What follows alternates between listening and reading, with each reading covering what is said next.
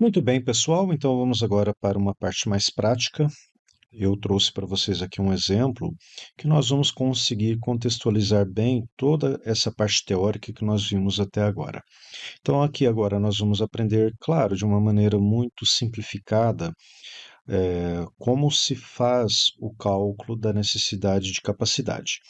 E dentro dessa simplificação, nós vamos considerar que nós temos um único produto, que nesse caso aqui seria o produto X, e esse produto X, ele é produzido com base numa demanda. Então, nós temos aqui na linha número 5 da nossa planilha do Excel as demandas, as vendas que nós pretendemos realizar, que totalizam aqui 8.400 unidades, e a produção é calculado baseado no estoque inicial de 300, um estoque de segurança que nós temos que ter de pelo menos 800 unidades, e o nosso lote de produção, ele é de 200 unidades, ou seja, esse produto é feito de 200 em 200 unidades.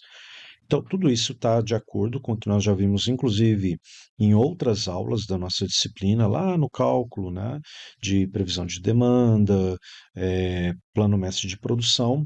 O que nos interessa aqui é essa linha da produção, ou seja, qual é a carga, quanto de produção eu preciso realizar nesse período. Nesse período, eu preciso realizar a produção de 9.000 unidades, distribuídas em 1.400 unidades em janeiro, 1.600 em fevereiro, 1.400 em março e assim por diante.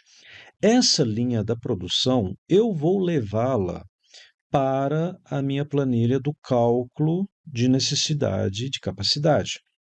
Então, reparem, eu vou fazer aqui agora uma migração para a nossa planilha do CRP e vocês vão perceber que essa produção demandada, ela está aqui, ela está na primeira linha da minha planilha do CRP.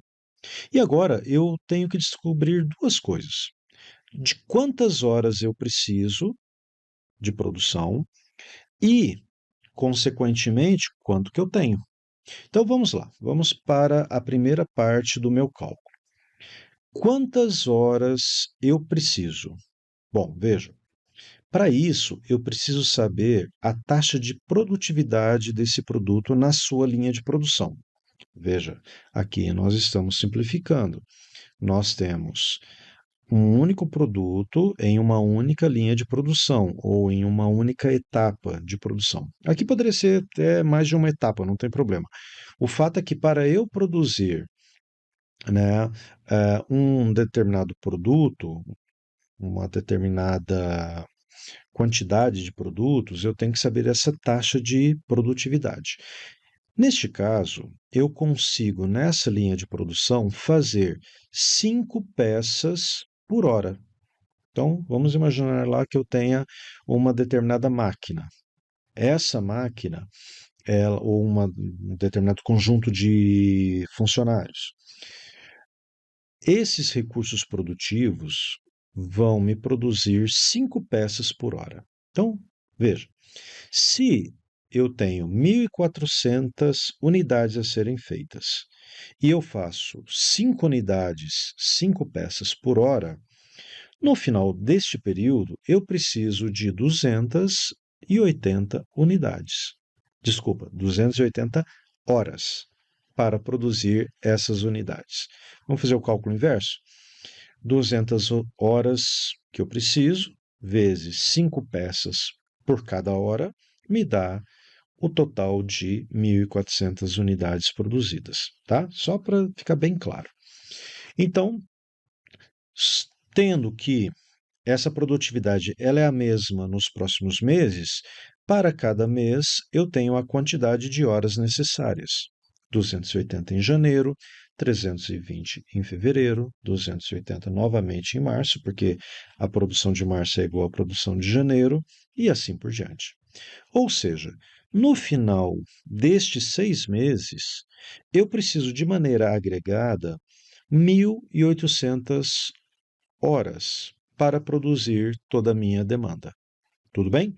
1.800 horas. Agora vamos ver o que eu tenho. Quantas horas eu disponho? Bom, para isso nós vamos vir aqui para a parte de baixo da nossa planilha. Para cada mês, eu tenho uma quantidade de dias. Então, reparem, esses dias são dias úteis, então eu não estou considerando nem o sábado, nem o domingo e nem os feriados. No mês de janeiro, eu tenho 22 dias úteis nesse mês. No mês de fevereiro, por causa de carnaval, né, nós temos aqui uma quantidade menor, apenas 19 dias. Está vendo que a quantidade de recursos vai variar ao longo do tempo? Então, isso tem que ser bem preciso. Eu não posso simplesmente jogar um número teórico, 22 dias por mês. Não, porque cada mês tem uma variação em função do calendário. Então, no mês de março eu já tenho 21 dias, no mês de abril eu tenho 19, são dados fictícios, mas muito próximos da realidade. Muito bem. Para cada dia trabalhado, a próxima pergunta é: quantos turnos eu trabalho?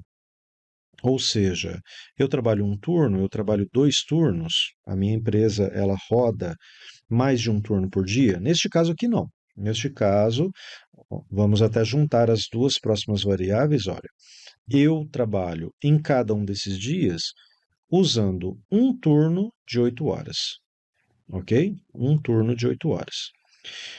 E em cada turno eu tenho a presença de 2 funcionários.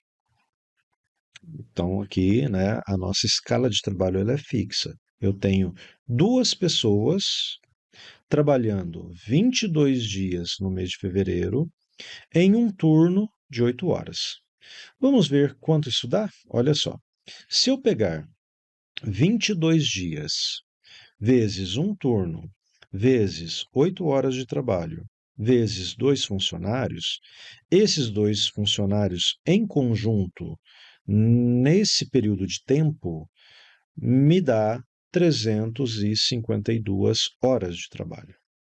Ok? Então, vou abrir aqui a fórmula. Olha só, eu estou pegando o número de dias úteis, multiplicando pela quantidade de turnos, multiplicando pelas horas por turno, multiplicando pela quantidade de funcionários. Notem, se eu adicionar um funcionário a mais, a minha capacidade ela é proporcionalmente ampliada, ok?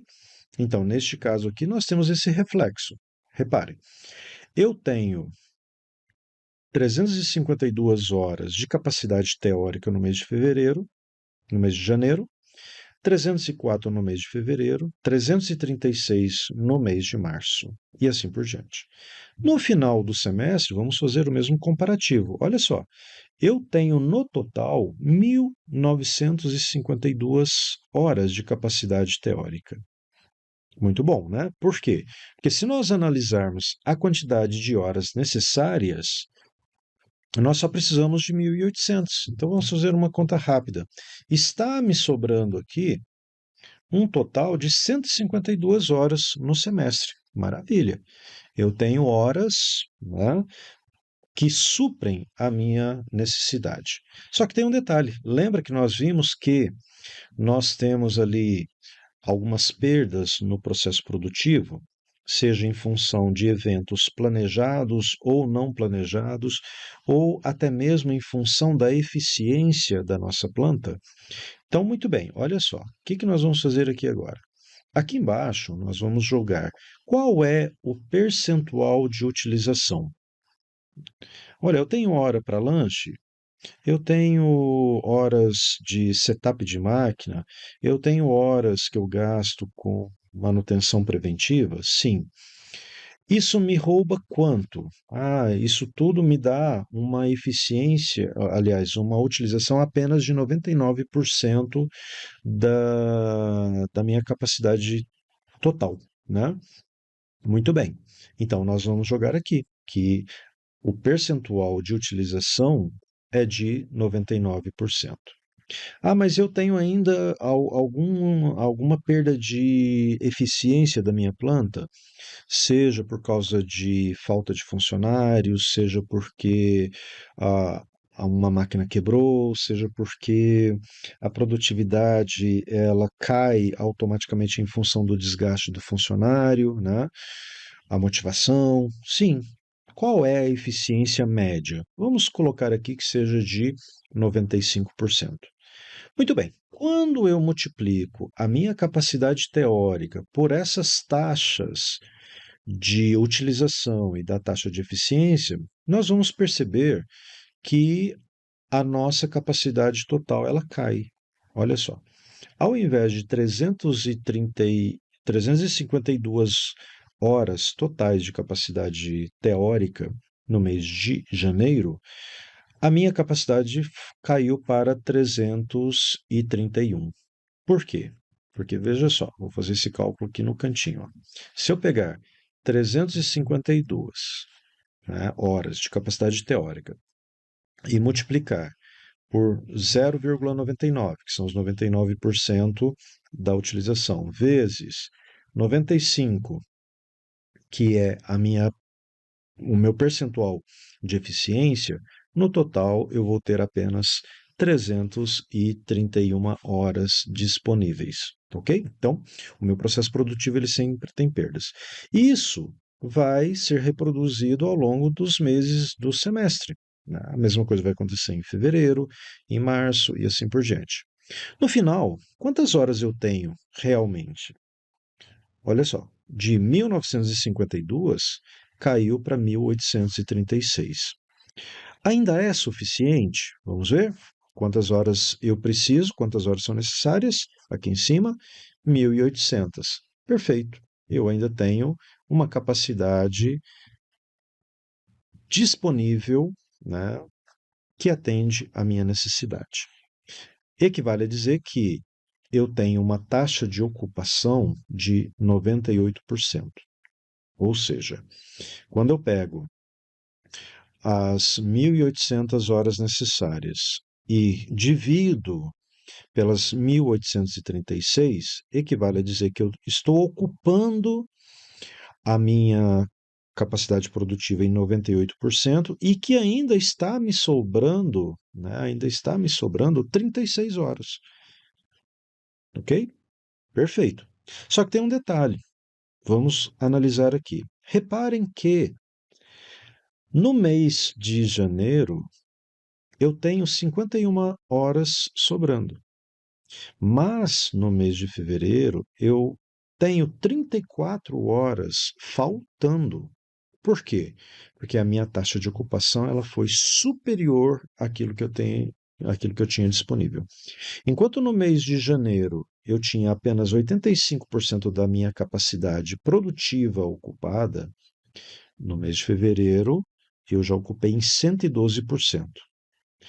Não existe isso, né? Eu não posso ocupar 112%. O máximo que eu posso ocupar é 100% da minha capacidade. Então, notem que no mês de janeiro, março, abril e junho, eu tenho capacidade sobrando. No mês de fevereiro e no mês de maio, eu tenho capacidade faltando. E essa a grande importância do cálculo de capacidade. Por quê? Eu tenho que ver em quais períodos eu tenho capacidade, em quais períodos eu não tenho capacidade, para poder fazer algum balanceamento. Se em todos os meses eu sempre tivesse sobra, ótimo. A sobra, ela está me mostrando que consigo produzir até mais do que está sendo previsto. Estou trabalhando com folga. Mas quando eu tenho algum período que mostra que eu tenho uma falta de capacidade, tá? Que eu tenho uma falta de capacidade, eu tenho que ver como que eu vou resolver esse problema.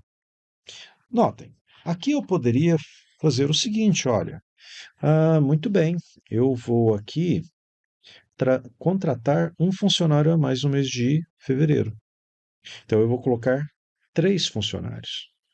Puxa, olha só. Agora eu tenho a minha capacidade atendida. Mas repare, se eu for contratar esse funcionário aqui, ele também vai ficar aqui, aqui e aqui. Agora, notem que é um investimento que eu estou fazendo, que eu estou aumentando a minha capacidade, mas está exagerado.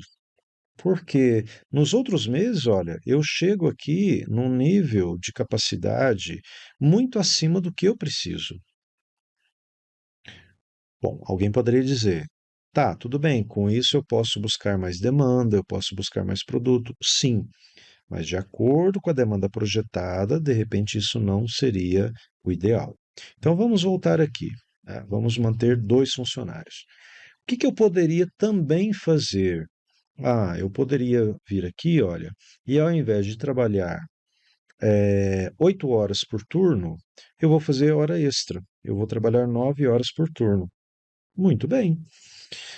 Consegui zerar, né? Na verdade, estou falando zerar, mas na verdade eu consigo ter uma sobra, inclusive de capacidade, né? Estou com 99% da minha capacidade ocupada, sobrando inclusive 2 horas. Mas no que nós temos que nos atentar? Essa hora adicional, ela vai ser hora extra. Então significa que eu estou pagando mais, né? Estou pagando mais caro. Bom, então nesse caso vamos ver uma terceira possibilidade. Volto aqui as horas por turno para 8 e eu posso ver também aqui o seguinte: olha, aqui no mês de janeiro eu tenho 51 horas sobrando e aqui eu tenho 34 faltando. O que que eu posso fazer? Eu posso vir aqui e falar: olha, ao invés de produzir 1.600 aqui, vamos fazer uma jogada, ó, eu vou produzir 1.500 aqui e o 100 que eu não vou produzir aqui, né, eu jogo ele para cá, produzo 1.500 aqui. Olha, já começou a dar uma balanceada. Mas ainda não é o suficiente. Tá, então eu vou jogar 1.400 de produção aqui e vou jogar 1.600 aqui. Muito bem, olha só, eu inverti. Se antes eu tinha 1.400 em janeiro e 1.600, agora eu vou fazer o seguinte: vou produzir 1.600 aqui e vou produzir 1.400 no mês de fevereiro. Eu inverti. Com isso, eu fiz um melhor balanceamento da minha capacidade produtiva. Ok? Quer dizer, eu produzi com antecedência. Ah, mas a demanda não vai acontecer ali em janeiro. Ok. Eu vou formar estoque. Eu vou formar estoque em janeiro para aproveitar a capacidade e no mês de fevereiro eu faço uma produção mais balanceada, né? Eu vou produzir menos, mas eu vou aproveitar aquilo que eu produzi em janeiro para suprir a demanda de fevereiro. E aqui a mesma coisa eu poderia fazer. Olha só, maio eu estou com 1.800 unidades e eu estou com uma falta de 29 horas. O que que eu vou fazer? Olha, eu vou pegar 200 unidades aqui de maio e vou jogar ela aqui em março. Então, repare, eu vou pegar, ao invés de 1.600, 1.800 em maio, eu vou fazer 1.600 e aqui também eu vou fazer 1.600. Opa, que agora nem deu, né? Então eu não posso fazer 1.600, eu vou fazer 1.500 aqui, ok? Deixa eu ver aqui. E vou fazer 1.500 aqui. Também não deu. Então, vou ter que fazer uma distribuição melhor. As 1.800 unidades que eu tenho, então eu vou pegar 300 e 300 unidades, né? 300 unidades que eu não estou conseguindo fazer aqui. Se eu produzir apenas 1.600, aqui deu. E aqui então vou jogar aqui 1.600, está faltando. Vou jogar 1.550 aqui e vou jogar 1.450 aqui.